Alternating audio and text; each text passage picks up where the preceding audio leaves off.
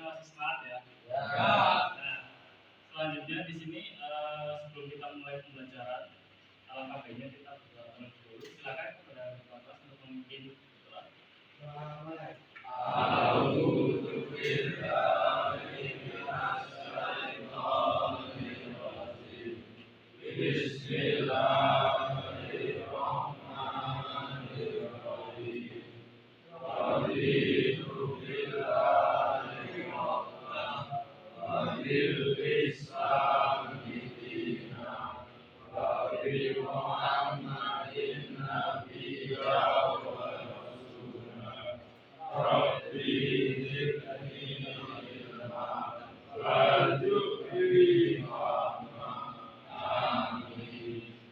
Terima kasih.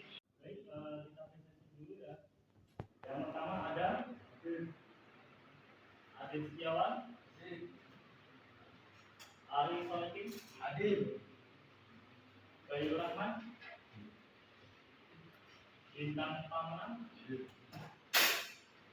Adit, Kevino, Adit, Ino Sari, Indra, Ipan Orang, Muhammad Razak, Muhammad Ahad, Muhammad Habib, Muhammad Gak, Muhammad Oka, Muhammad Okik, Muhammad Yusuf, Anda, Azri, Tulakan, Adit, Ramadan, Nursi, Ayo, Safian, Taufik, Yudika, Oke, karena presentasi sudah. Minggu kemarin kan kita sudah membahas tentang sistem pendingin ya. Untuk pagi hari ini kita akan lanjutkan yaitu sistem bahan bakar. Nah, sistem bahan bakar itu ada yang konvensional, ada yang elektrik atau EV. Nah, biasanya kalau yang konvensional itu masih mobil-mobil lama yang masih menggunakan karburator. Benar sekali. Terus kalau misalnya yang EV itu biasanya mobil-mobil yang terkini seperti Avanza, Xenia, Nissan dan lain-lain. Nah, sebelum saya memasuki materi ya, sebelum saya menyampaikan materi, Bapak mau sedikit memberikan motivasi buat anak-anak. Jadi ada yang pernah bersabda ya, Imam Syafi'i itu, jika kamu tidak sanggup menahan lelahnya belajar, maka kamu harus sanggup menahan pedihnya kebodohan. Nah, dari itu banyak arti bahwa itu mengungkapkan bahwa pendidikan itu sangat penting ya.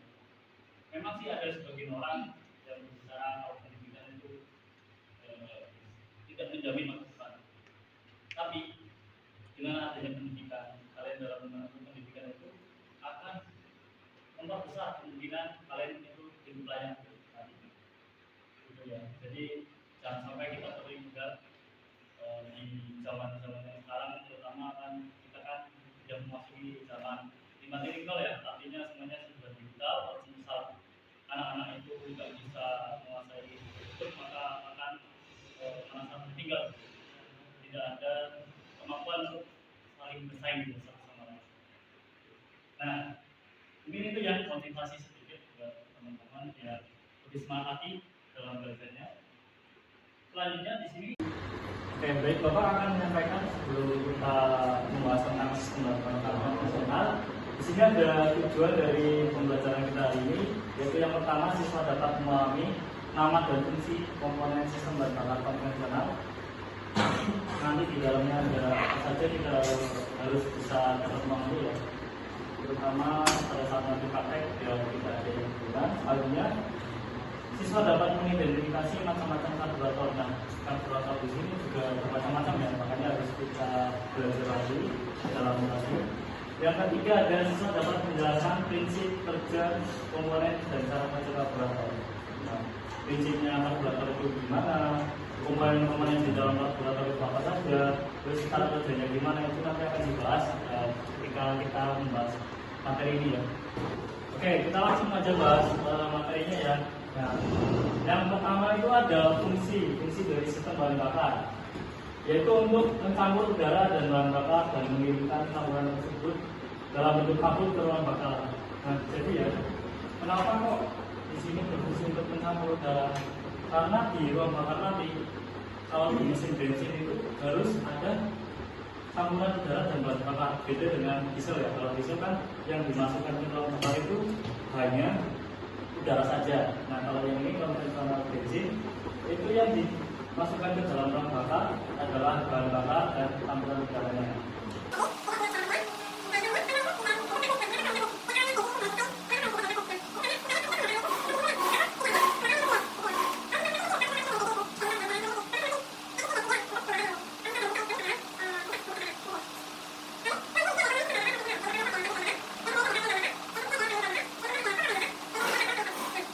Bertanya Pak, Ya, silakan.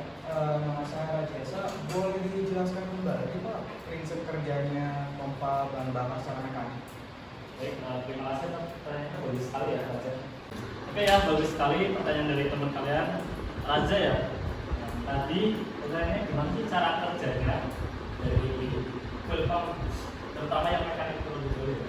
Nah, full pump itu ada beberapa posisi. Nah, posisi yang pertama itu pada saat pengisapan.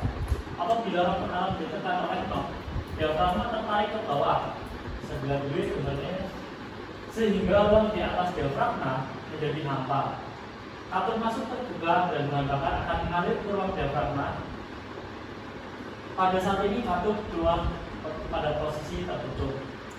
Nah ini pada saat pengisapannya, jadi yang terbuka itu katup masuknya.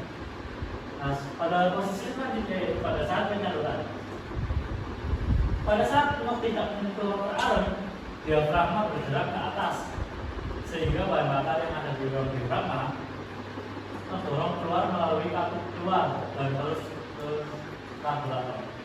Nah, tekanan penyaluran sekitar 0,2 sampai dengan 0,3 kg per cm persegi. Nah, bisa dilihat dulu ya bentuknya. Katup keluar terbuka pada saat posisi penyaluran. Pada posisi selanjutnya yaitu pada saat pumping ring. Apabila bahan bakar pada karburator sudah cukup, maka diafragma tidak terdorong ke atas oleh gas dan turun pada posisi paling bawah. Karena tekanan gas sama dengan tekanan bahan bakar. Pada saat ini pengaruh tidak bekerja meskipun porosnya berputar, sehingga diafragma diam dan pompa tidak bekerja. Jadi ketika tekanannya sudah mencukupi, maka posisinya itu pumping ring atau bahan bakar tidak dipompakan, gitu ya. Bisa dilihat ya gambarnya. Katup masuk tertutup dan katup keluar juga tertutup. Full rod dia pada posisi di bawah. Itu ya. Bagus sekali tadi pertanyaannya. Sudah bisa menjawab? Sudah terjawab ya? Sudah ya Pak. Silakan. Perkenalkan, nama saya Manto. Bagaimana cara jadikan kembali bagaimana cara kerja Mas? Oke, bagus sekali ya pertanyaannya ya. Oke, pertanyaan bagus juga dari siapa? Manto ya. Nah, cara kerja Dimas gimana sih?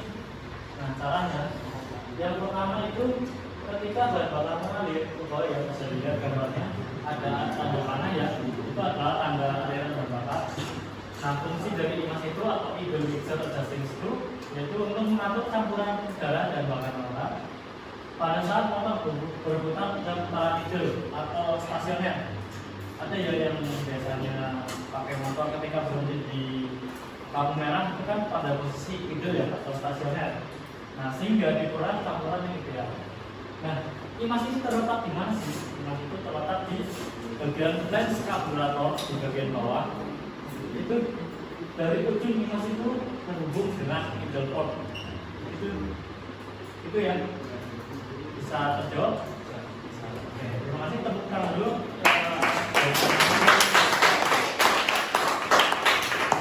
Baik, untuk menunjang pengetahuan dari anak sekalian, di sini Bapak ada pembagian kelompok yang nantinya akan dikerjakan oleh masing-masing kelompok. Satu kelas ini kan ada total 28 siswa ya, jadi Bapak bagi 4 kelompok, jadi nomor absen 1 sampai 7 adalah kelompok 1 dan seterusnya menyelesaikan ya, satu kelompok itu 7 orang. Silakan nomor absen 1 sampai 7 perwakilan maju salah satu. Selanjutnya kelompok 2. Kelompok 3. Kelompok 4. Baik ya, di situ ada beberapa tugas untuk dikerjakan. Tentunya terkait dengan sistem dan konvensional. Untuk waktu pelajaran 1 jam pelajaran ya. Jadi nanti setelah selesai 1 jam pelajaran silakan didudukkan. Dan untuk penutupnya itu dengan presentasi kelompoknya. Jadi nanti silakan perwakilan-perwakilan dari kelompoknya maju ke depan untuk menyampaikan hasil diskusi dari kerja kelompok kalian. Oke ya, di sini ada kelompok 2 yang mau presentasi. Silakan anak-anak diperhatikan. Untuk kelompok 2 dipersilakan. Perkenalkan, kami dari kelompok 2 akan mempresentasikan hasil diskusi kami mengenai komponen-komponen dan fungsi dari karburator. Sekian dari kami, kurang lebihnya mohon maaf. Wassalamualaikum warahmatullahi wabarakatuh.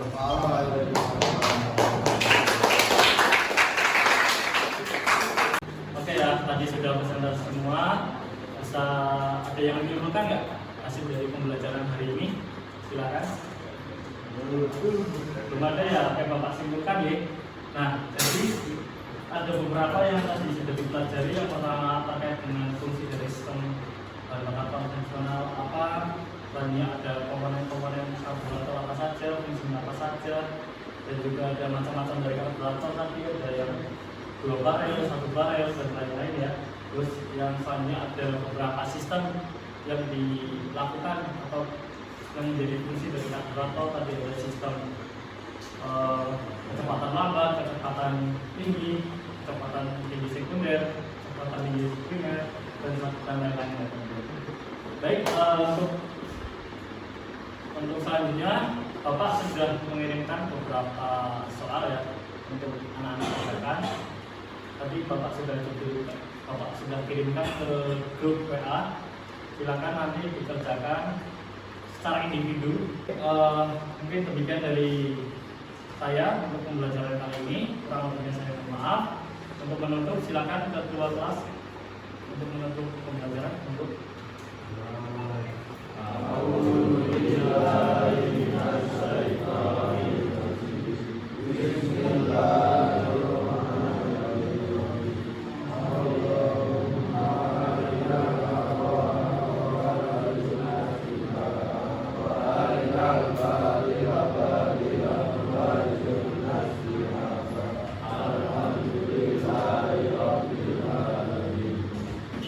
terima kasih. Untuk minggu depan materinya ada sistem penguasaan, nanti juga akan dilakukan oleh Pak Didi untuk pelajaran PKKR. Jadi dipersiapkan pembelajaran selanjutnya ya. Dan dari saya, wassalamualaikum warahmatullahi wabarakatuh.